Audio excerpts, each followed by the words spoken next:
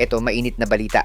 Matapos makuha ang isang spot sa 2027 Women World Cup qualifiers, nagre-ready na para sa pinakamalaking laban ang ating Gilas Women para subukang ilaglag ang Asian powerhouse na South Korean team sa knockout round ng FIBA Women's Asia Cup.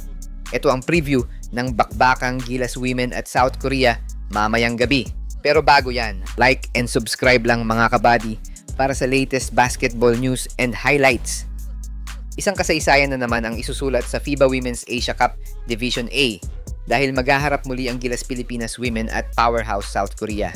Pero hindi ito basta-bastang laro dahil itong game na to ang itinuturing na pinakamalaking laban ng Gilas Women sa kasaysayan ng Pilipinas kontra sa mga Koreano.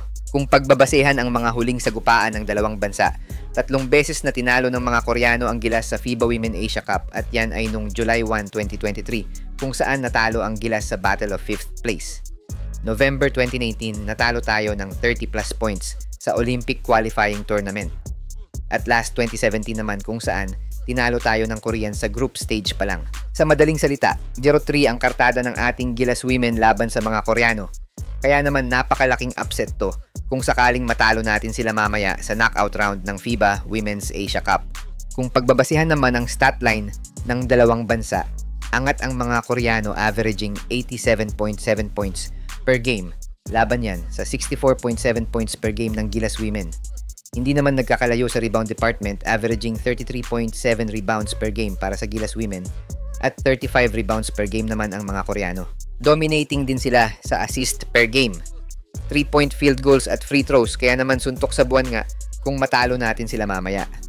Pero syempre, hindi naman magpapatalo ang ating Gilas Women since they are facing Koreans with a big momentum dahil sa napabagsak nga nila ang bansang Lebanon sa last game nila.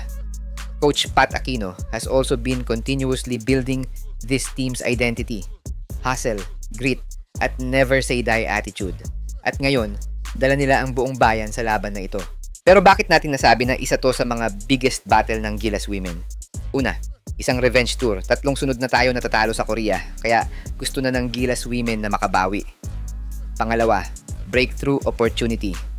Isang panalo lang laban sa isang Asian giant, pwedeng baguhin ang perception sa Gilas Women sa buong Asia. Ang huli, history in the making.